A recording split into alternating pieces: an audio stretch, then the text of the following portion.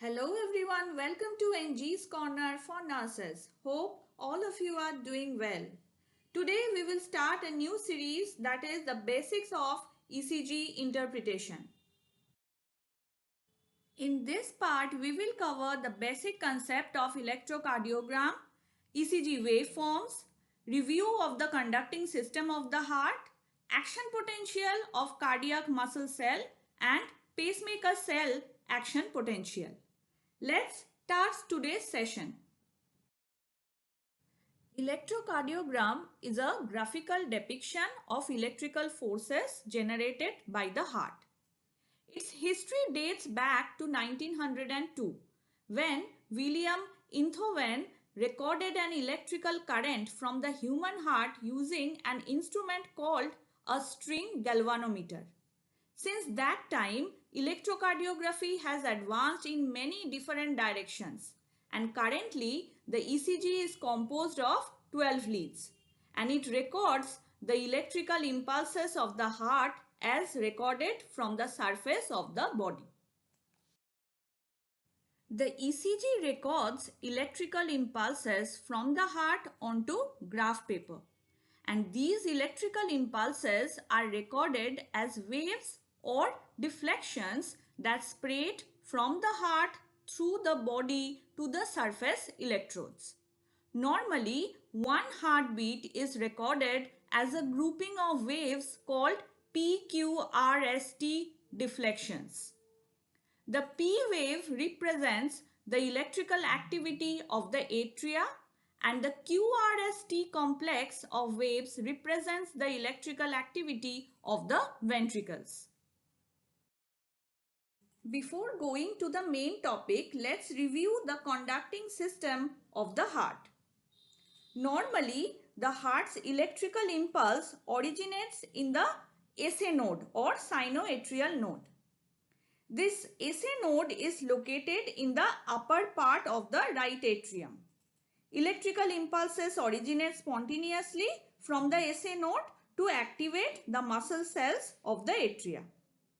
Then the electrical impulse from the SA node travels through three conducting pathways, anterior, middle and the posterior internodal pathways in the right atrium to the atrioventricular node or AV node.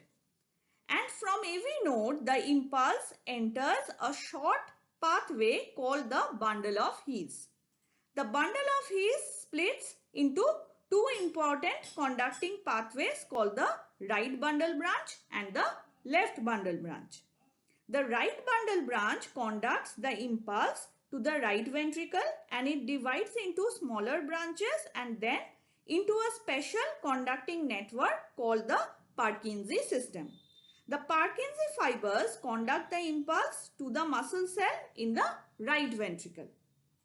The left bundle branch separates into two parts, the anterior and posterior divisions, or it is called anterior fascicles or posterior fascicles, and that supply the left ventricle. The anterior fascicle transmits the impulse to the anterior portion of the left ventricle and the posterior fascicle transmits the impulse to the posterior portion of the left ventricle. And both anterior and posterior fascicles conduct the impulse into the Purkinje system and Purkinje fibers conduct to the muscle cells in the left ventricle. If you want to go through the detailed video of conducting system, then you can find the link in the description box.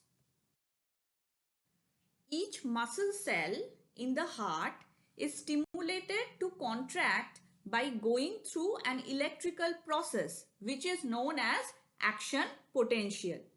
It is important to understand the action potential process in order to understand how normal ECG waveforms are generated. So let's start action potential. The action potential process is composed of 5 phases and the ECG records the summation of the action potentials of the muscle cells in the atria and ventricles as PQRST waveforms. There are 5 phases in the action potential. First is phase 0, which is known as depolarization. Then phase 1, that is early rapid repolarization. Phase 2 is known as plateau phase. Phase 3 is known as terminal phase or rapid repolarization. And the phase 4 is the period between action potential. Let's discuss each phase in details. First is phase 4. Normally, at rest, each muscle cell is charged or polarized. The outside of the muscle cell is positively charged and the inside is negatively charged. And the action potential is directly related to the difference between the outside and inside charges.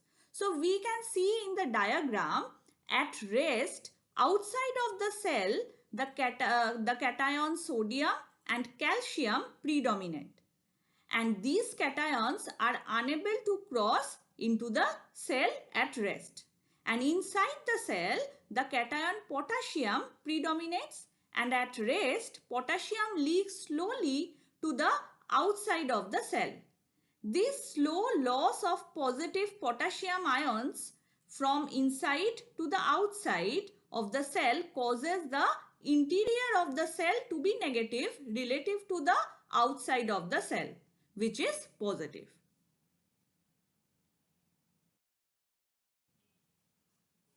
Next, coming to phase 0.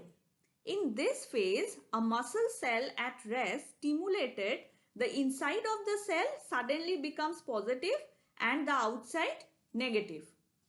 It is caused by the rapid inward rush of sodium cations from the outside to the inside of the cell through fast channels. And the other hand, the slow channel opens to allow calcium cations to slowly enter the cell. The influx of both sodium and calcium into the cell causes the inside of the cell to become positive and outside negative. The rapid changes of polarity on the inside and outside during phase 0 is called depolarization. That means the muscle cells are activated to contract. Depolarization is the electrical process that is recorded on the ECG. The atrial depolarization correlates with the P wave on the ECG, and the ventricular depolarization correlates with the QRS complex on the ECG.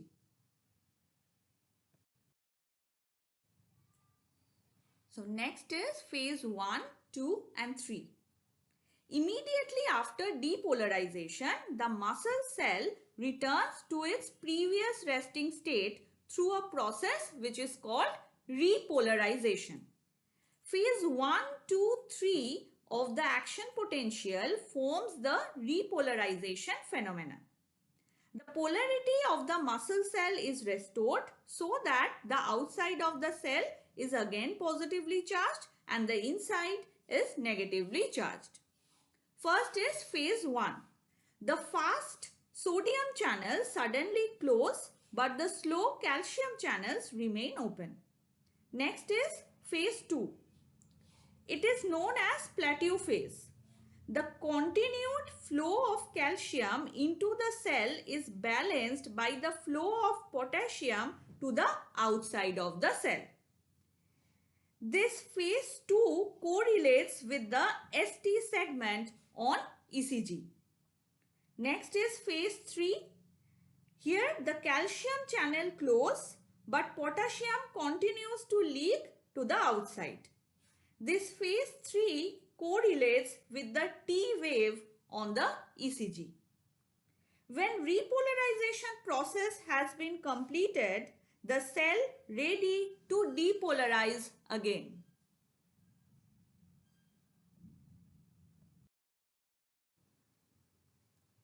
Next, coming to the pacemaker cell action potential.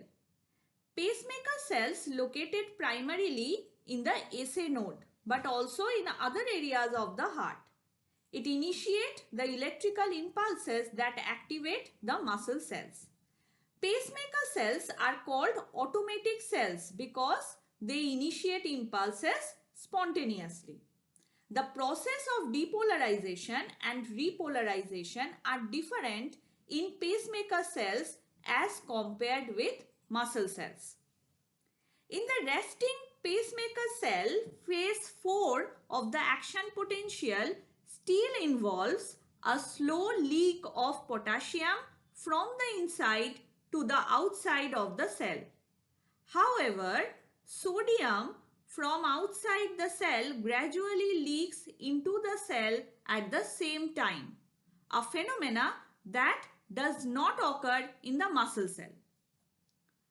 As sodium leaks into the cell during phase 4, a critical voltage threshold is reached. And when this critical threshold is reached, the phase 0 of the action potential, that means the depolarization, begins spontaneously. Depolarization of the pacemaker cell is caused by influx of calcium into the cell through slow channels. Sodium entry by fast channels does not occur in pacemaker cells as it does in muscle cells. The repolarization process, that means the phase 1, 2 and 3 in pacemaker cells, is similar to the muscle cells, so that spontaneous depolarization may occur again. The next part of this topic will coming soon. If this content is useful for you, then please put a like and share it with others. And for getting more videos like this, you can subscribe my YouTube channel NG's Corner for nurses. And for any suggestions or for any queries, you are most welcome to comment. Thank you for watching.